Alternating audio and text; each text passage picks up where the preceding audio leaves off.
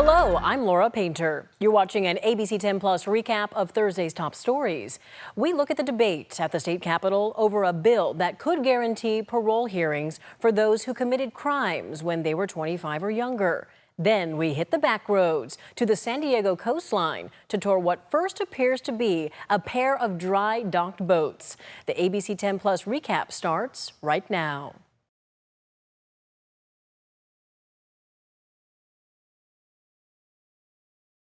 A tweet from the state minority leader this morning had us really talking in our morning meeting, actually. He warned a bill would, quote, open the prison gates for over 1,600 cold-blooded killers. ABC10's Becca Hobbecker joins us in studio with what all this really means. Becca? Yeah, Leader Jones is talking about a bill that would allow most people convicted of a violent crime when they were 25 or younger and sentenced to life in prison without chance at parole to get a parole hearing, but only after serving 25 years. And in my reporting today, I learned there are crime victims not only against this bill, but also in favor of it. California Democrats are about to pass SB 672 to open the prison gates for over 1,600 cold-blooded killers. Those are the words of State Senate Minority Leader Brian Jones of San Diego. We spoke while he was traveling back to his district Thursday after wrapping a Senate floor session. They were sentenced to life without parole. That should be the end of the story. Senate Bill 672, called the Youth Rehabilitation and Opportunity Act, would allow most people convicted of a violent crime when they were 25 or younger and sentenced to life in prison without chance at parole to get a parole hearing after serving 25 years. Current law allows this only for people who committed their crime as a minor. True public safety and a strong criminal justice system must also recognize the potential for rehabilitation and change. Advocates say this bill would not guarantee someone is paroled. That's still up to the parole board and governor. Critics say this is a slap in the face to the victims of violent crimes and their family members, like Lauren Pettigrew with the group United Crime Victims. Her brother David was murdered in 2007. His 3 killers, sentenced to life without possibility of parole, would be eligible for a parole hearing in the early 2030s if this bill passes. It's really rewriting history, too, for victims like me who were told decades ago that these people would never get out of jail. The idea of spending the rest of my life going to parole hearings for 3 separate people, once they're eligible for parole, that won't end. But not all victims are opposed. Testifying last month in favor of the bill was Sonia Spencer, whose baby girl was killed in 1995 during a home invasion. All 6 men involved were sentenced to life without possibility of parole. Several years I wrote to them expressing my pain, my anger, and the darkness that was my new normal. But only one responded with an apology for the harm that he caused. Kenyon Pitts and I corresponded over the years, and coming to know Mr. Pitts changed my perspective of life without the possibility of parole sentences. That is why I support SB 672. Those who have done the work have a chance at parole. Those who have not will not be found eligible. As for Leader Jones' post on X, he's referencing an independent analysis of the bill, which found a little over 1,600 California prison inmates could be newly eligible for a parole hearing if SB 672 passes. This bill excludes people convicted of certain offenses, such as a mass shooting at a school or church or murdering a law enforcement officer. The bill is expected to be heard again on the Senate floor as soon as Monday. Alex? All right, Becca, thank you. We seized enough fentanyl last year in the state of California to kill every single person on the face of the earth. Cartel-level fentanyl distribution networks passing through local counties, and today top law enforcement officials from across the state gathered in Sacramento to fight back. The FBI, state attorney general, local sheriff officials, and prosecutors met to discuss recent operations and the next steps in the fight against fentanyl. ABC 10's Devin Truby was there and learned some shocking numbers. In just the last 9 months, coordinated operations between federal, state, and local agencies have seized 196,000 fentanyl pills and 114 pounds of pills and powder, enough, officials say, to kill 26 million people. California's top prosecutors are making it clear this is cartel-level trafficking. We are not just going after street-level dealers. We are going after the distribution from the cartels. We're actively working to strengthen border enforcement. We're collaborating with local and federal law enforcement partners in Southern California and in Northern California to stop fentanyl before it ever has a chance to make it up to Sacramento.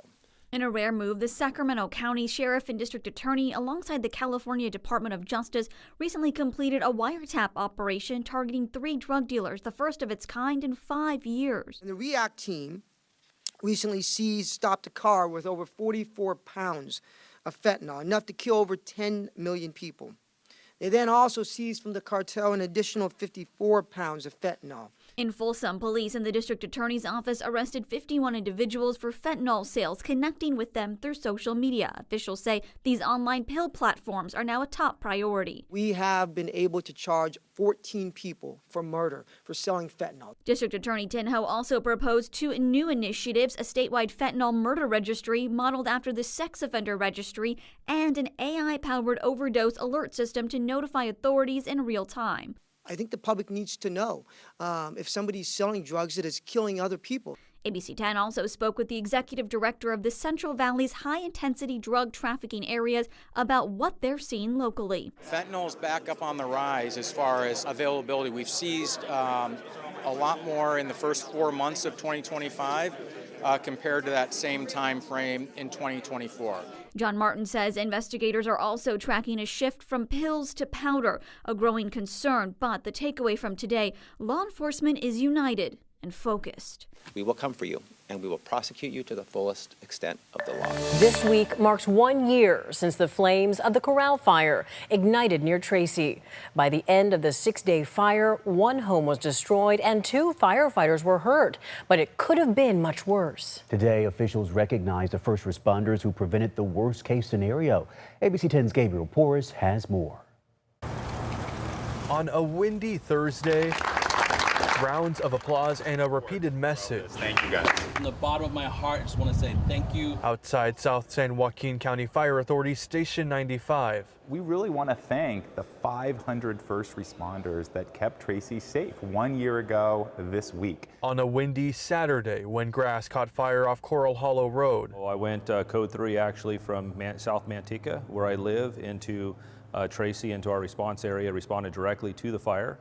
And when I arrived, the fire was still advancing rather quickly through the 580 corridor. Racing to the scene alongside his engines and truck was the fire chief himself. I knew it would be a wind-driven fire. I knew that it had the potential to blow rapidly and move rapidly into the Tracy area. So we threw a lot of resources at it early. The flames were stubborn, destroying 1 home, injuring 2 first responders, and blackening over 14,000 acres. Probably one of the largest in my career in that area.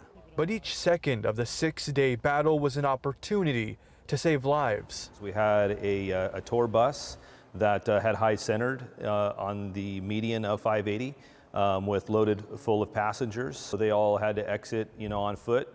About 100 structures, most of them ranches and outbuildings to ranches that were in the direct path of the fire.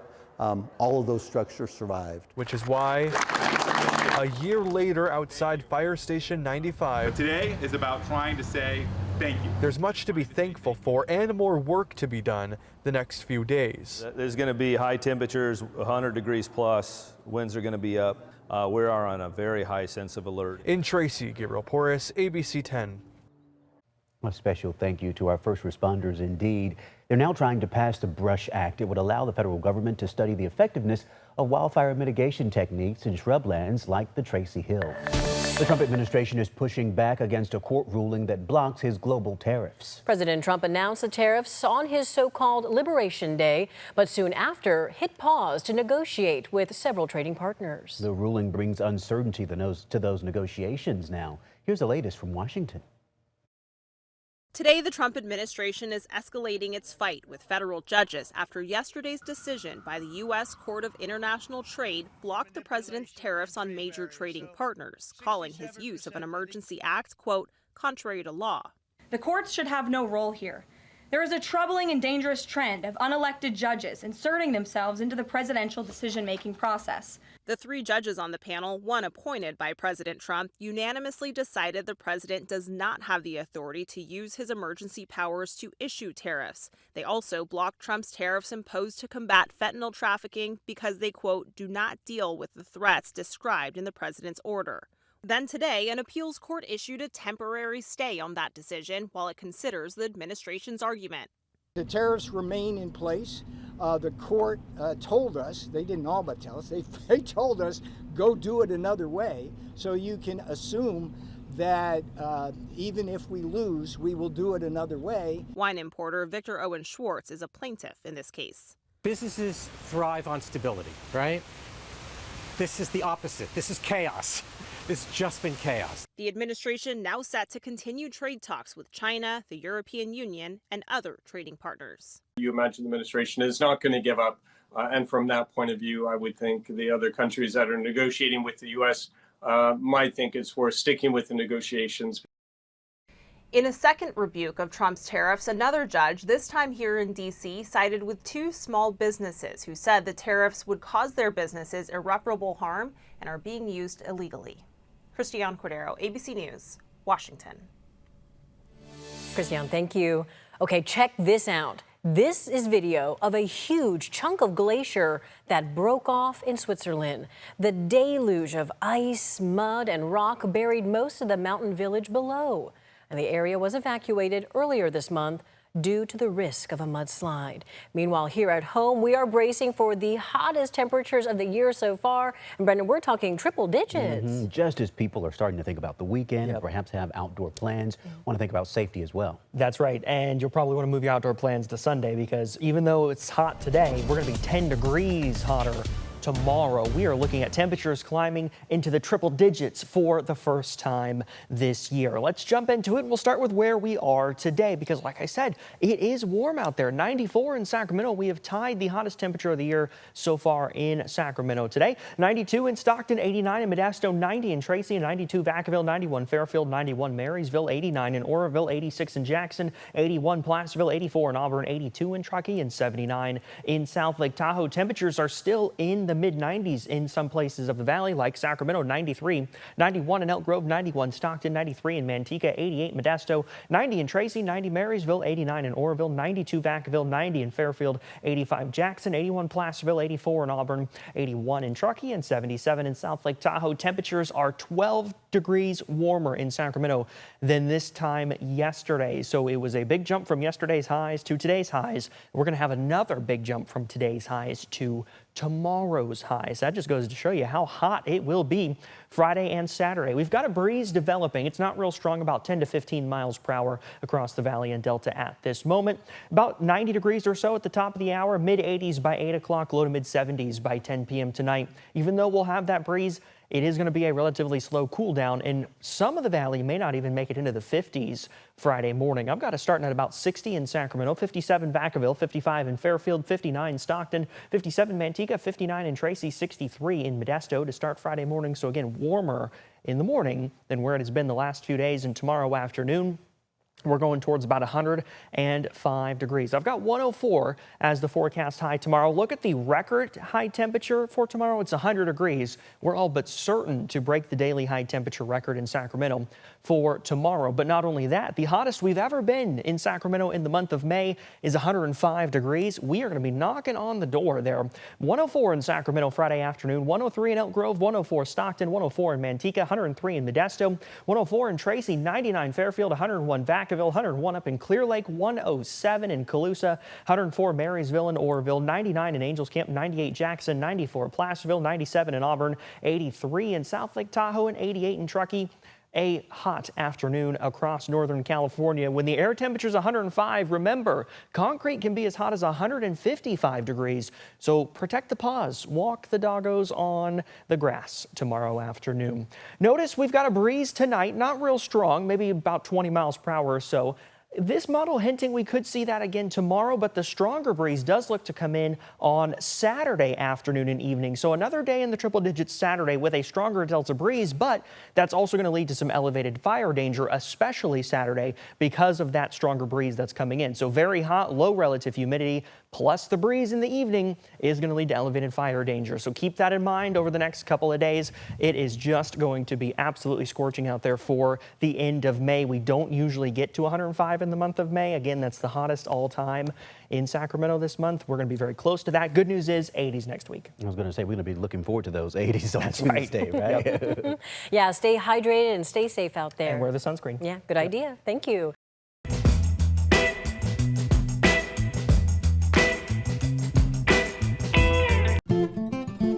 About 500 feet inland from San Diego County's coastline, there are two vessels landlocked within a quiet neighborhood. No, they're not shipwrecks. These are actual homes. John Bartel here, making a little pit stop at the Encinitas boathouses. On 3rd Street in Encinitas, it's not uncommon to see a slowdown of traffic from curious rubberneckers. Did someone run aground up here? Is that what happened? No. These are the Encinitas boathouses, a historic landmark built in 1928 by Miles Kellogg. An architect and a boat builder. I mean, that was his specialty. He was known as a boat builder, but he was locally very prominent around here. Historian J.T. Knowles says Miles Kellogg was a bit of an eccentric character and also a bit of a scavenger. On Moonlight Beach, which is about 2 blocks away, we had a dance hall down there, and during Prohibition that was torn down. And he owned this property, and he decided that he was going to recycle all those materials from the dance hall and come and build these. The boathouses were built to be apartments, and that's what they've been for nearly 100 years now. Come on in. Much like a real boat, the quarters are tight. The boat is about 15 feet tall, 20 feet long, and boasts an area of about 1,100 square feet. Real tight quarters. Look at that size of that closet. The lady that lived here, famous around here, raised her 2 sons here from very, very young. They both shared this bedroom. Though small, the boathouses have all the modern amenities, including a kitchen, living room, master bedroom, and front porch or bow with a great view. JT says the boathouses have had many happy tenants over the years, but unfortunately, the last tenants were asked to jump ship. So this boat is literally falling over. We built these cradles on either side. They're all engineered to slow down the falling over effect. In 2008, the Encinitas Preservation Association, a nonprofit, purchased the boathouses in order to maintain their historic nature and prevent possible demolition by land developers. JT says preservation was going well until a storm hit the boats a few years ago and caused the ground supports to shift, tipping or listing the boats to one side. We're estimating about $800,000 a piece to restore them. We need a good $250,000 to $300,000 just to stabilize them so that we can put new piers and posts in.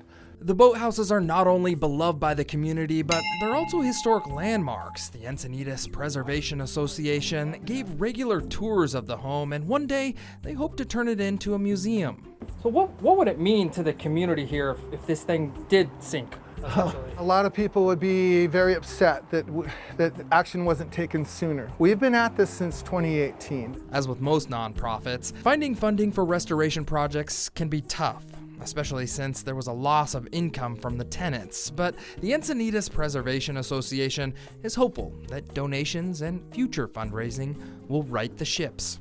And you want to get people back in here? Oh yes, absolutely. We want people to live here and enjoy it. From the Encinitas Boathouses, I'm John Bartel. Hope to see you on the back roads.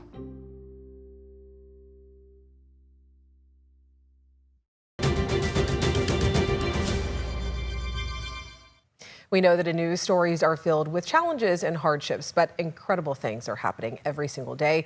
Tonight in our Champions of Hope, we want to introduce you to Najee Grimes, a beloved local football coach who left a lasting mark on his community. And today, the Grimes family is building on his legacy, launching a foundation inspiring change. He's just a remarkable person. Gregory Najee Grimes, an Indicrum High School football star who went on to graduate from Boise State as an academic All-American. He just had so much exuberance, so much pride. Najee, a D1 athlete just like his father Gregory, would continue in his father's footsteps after college, serving the community. Indicrum, his alma mater, where he worked with special education children, and also he coached the D-line. So that was just great chapters in his life. Also becoming a father himself. In July of 2022, Najee was closing on a new home for his family and enjoying life with his friends. The kids that he bonded with from like age 4, they were his lifelong friends. They developed their relationship. They played football together. They did everything. They also were the ones who were pallbearers at his funeral. A 4th of July weekend celebration turned into a mother's worst nightmare. I received a call. It was from his best friend calling to say that something horrible had happened, to please get to the hospital. Najee was shot outside of a Sacramento nightclub, his family and friends praying. Najee was revived twice during surgery. Then the news came. Suddenly, she said, and he died. And I'm telling you, I absolutely lost it. That part is still a blackout for me. I ended up outside of the hospital screaming, and I screamed so much, so loud, Najee, Najee, Najee, till I blew up my vocal cords. Najee, Deborah's only son, was just 31 years old. Just 1 month after Najee's funeral, Deborah and her husband co-founded the Greg Najee Grimes 212 Anchor Foundation. 212, the boiling point of water. One of the campaigns that Coach Peterson had at Boise was 212. So everybody knew that meant to turn up. That's how he lived his life. The foundation holds workshops on life-saving tools in the event of an emergency, raises awareness on gun violence, and provides scholarships to young athletes. Small as a Giant scholarship. And that was one of the tattoos that Najee had. That is a person who deserves notoriety, however they remain humble. And that's how Najee navigated. The foundation works with law enforcement, the state legislature, and city council. We're gifting the city every chance that we get. We didn't want to come in as a nonprofit with our hands out. We wanted to come in with our hands full. Putting forward Najee's law, proposing mandatory exterior cameras and metal detectors for downtown and midtown clubs and bars. His son Ace and his mom Denise lead Imagine That. Ace is actually the face of Imagine That. Helping children who have experienced trauma or have lost someone by granting sports wishes like seeing a Kings game. Just know that Ace is very serious about his role in Imagine That. The family's journey hasn't come without hardships. During our interview, Deborah sharing a personal struggle. Because I just thought about something. I'm going to have to talk about it. Okay. I am now experiencing psychoneuroimmunology. And that's where your physical, your neurological system, your grief, all of that collides. And it can create a paralysis. I'm on a walker now, and I have been for a few months now. There's collateral damage when it comes to gun violence. Najee's foundation growing into a reminder that even in loss, there is power in legacy. I could hear Najee say to me, Mom, get up. Just get up. And that's when I said, oh, okay, and got busy. So now Najee would say, keep going. Don't stop. You can do it. And first, I want to say thank you so much to the Grimes family for sharing your story and trusting us with it. I deeply appreciate it. The foundation will be participating in the National Gun Violence Awareness Month, which is this June. June 6th at the Guild Theater, they will be hosting a watch party for the new film, Put the Guns Down. And then on June 21st is the Lifesavers Party at the North Natomas Community Center to honor those lost to gun violence. May is Asian American, Native Hawaiian, and Pacific Islander Heritage Month. Yeah, the region's biggest celebration of AAPI food, culture, and entertainment is happening this weekend. That's why we have ABC 10's Marcus Allen out and about, and he's telling us about this year's cultural night market and what it looks and tastes like. Mark. It's huge. If you haven't been there before, it takes over Capitol Mall. It is an explosion of all amazing things, Asian, American, Pacific Islander, Hawaiian Islands, and it's awesome. Right now, celebrating one of the most popular, one of the most award-winning Filipino purveyors of Filipino food. It's called Rome's Bistro because that would be Romeo and Susan. And congratulations on being a part of it. It's a big deal to be called up to be a part of this. It is exciting. You didn't drive all the way from Modesto for nothing. No. Got it. You're Modesto based, but you guys pop up all over the place. This is one of the biggest events. Yes. And like, imagine, if you will, 800 people standing in line to get this, and they're going to get amazing treats. So you were the sous chef to one of the best chefs, and that, of course, Romeo, would be your mom. What did she teach you to make that you're most proud of here? Once again, the pork belly adobo. The pork belly adobo. That would be the pork belly. And you're going to have 2 pork belly options. Pork belly adobo, and then what are we talking about when we talk pork belly chips? Pork belly chips. What does that mean? It just means big chips. I love chips. So what more? Pork belly and That more is chips. Amazing. Now, when we talk about AAPI, you're culminating. You've created some things specifically to pull from all Asian, American, Pacific Island regions. I'm a big Hawaii fan, and so let's talk about what's going on with this lumpia here. This one is a masubi lumpia. So basically, there's a spam masubi inside with furikake and seaweed rolled up in a lumpia. Enough talking. Let's get into eating. Oh my gosh, that is amazing. Now, we learned in the 5 o'clock hour that you have a specialty that people really demand. When we talk about AAPI coming to America, what's that? That's a cheeseburger lumpia without the bun. What's it going to taste like? I mean, dumb question. It's going to taste like a cheeseburger. Got it. Romeo, do you have a favorite? Like they always say, don't get high on the supply. However, if you were to dip into one of these, what would you go for? I go with cheeseburger. Yeah, you too, the cheeseburger. Yeah. I'm thinking that too. It truly is amazing. Then you have a traditional lumpia over here, and I know guaranteed, based on your mom's success, it's amazing. So over 50 markets tomorrow, the AAPI market. We'll link all the information to abc10.com. If you're anywhere and you find Rome's Bistro, check them out. They are awesome. You can search them on Instagram. Rome's Bistro. Back to you. Listen, pal, you know, I've done a lot of these with you, and sometimes when you do these things, part of your presentation is that you eat everything. Is there a possibility you're going to eat everything in front of you?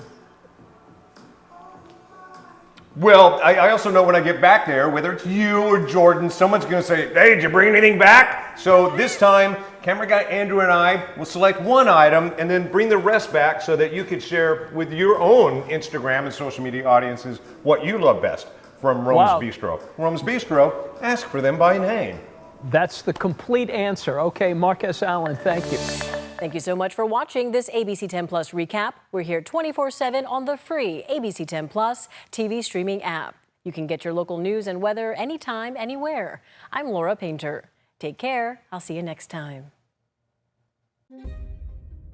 We're in day 1 of a weather impact alert. Tracking a couple big weather impacts, including a red flag warning and big heat developing. Heavy rain continues. I hear it on the roof right now. We're already seeing the impact of the storm. We're planning for those changes. Triple-digit heat leading to cancellations and concerns. Stay fire ready. On Weather Impact Alert Days, stream extended coverage on ABC 10 Plus.